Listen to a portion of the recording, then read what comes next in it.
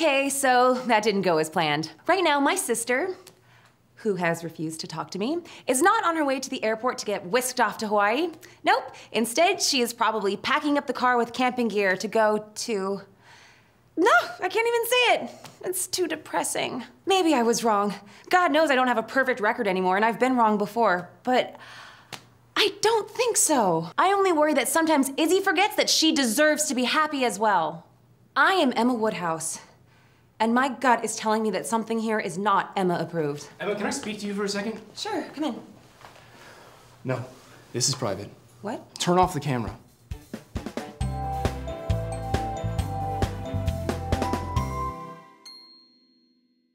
I prefer the camera stays on. Fine.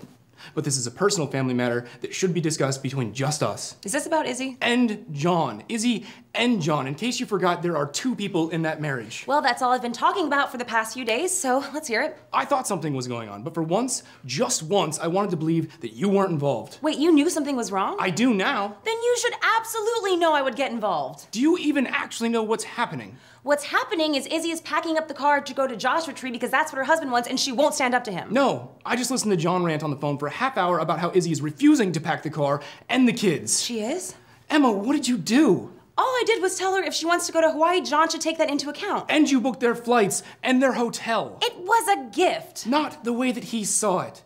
He saw it as Izzy going behind his back and deciding it would be better for everyone if she did all the thinking for both of them.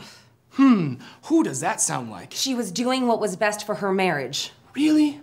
I didn't put anything in Izzy's head that wasn't there already. All I did was listen like you have been telling me to do. I didn't ask Izzy to come out here. Oh, and thanks for trying to manage me too, by the way. For you to meddle in her life. Look, I had no intention of meddling until I realized how unhappy she was, and I had to help. I listened to my sister. Now you need to listen to me. Please, Alex Knightley.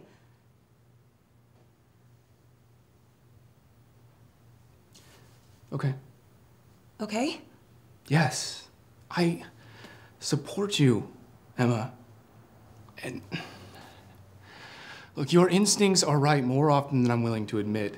And while I might sometimes question your methods, I know you would never do anything to hurt your sister. Wait, so you're okay with me telling Izzy to stand up to John? John, your brother.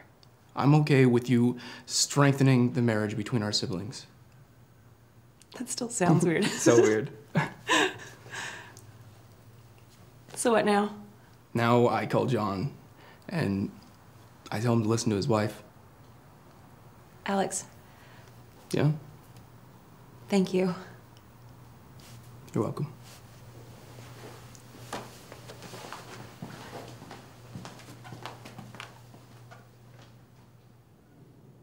I can't believe that Izzy is refusing to drive to Joshua Tree.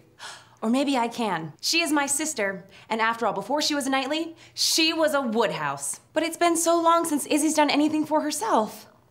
I guess our talk the other day really stayed with her. I guess it did. Izzy, are you okay? I've been better. Alex talked to John. He said that you were refusing to drive to Joshua Tree. What happened? I just couldn't do it. You know, after I had stormed out of here last time. I'm so sorry I made you feel that way. No, it's okay, Emma. You meant well. But after I left, I resigned myself to going camping, like we did last year and the year before that. But when I went to cancel the Hawaii reservations, I just couldn't do it. And I kept thinking about what you said and how I felt. And I even started having fantasies about getting in the car and pretending to drive to Joshua Tree, but instead taking us to the airport. Really? I know. It's silly, right?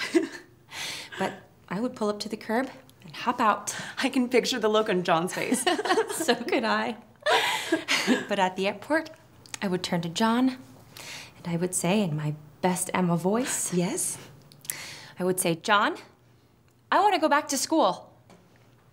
School? I want to go back to school.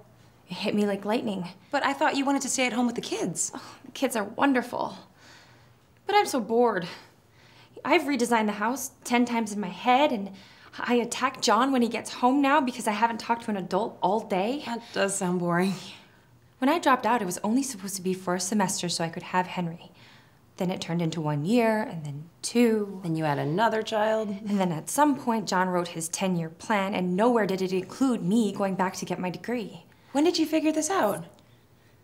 I think it really started when John hired a firm to design the restaurant expansion. And I looked at the blueprints and I realized that I was a better architect than they were, except for the fact that I wasn't an architect. Henry's in kindergarten, and I want to put Emma in daycare. I want to go back to school. Now, and I know it's going to be hard, and I might even have to use some of Dad's money, but that was money that was put aside for me to go to school anyway. I am tired of telling myself no, but I've gotten so good at it that now I can do it before John can. I didn't know you felt this way. You're the only one who did. I didn't even know how unhappy I was. But I don't know what to do now. Now you have a conversation with John. Tell him everything that you told me and do not back down. He's not gonna like it. He doesn't want to change things. You've made all the big compromises so far. It's his turn. He just needs a little practice. Sometimes we need to stand up to those we love even when we disagree. We come out stronger together because of it.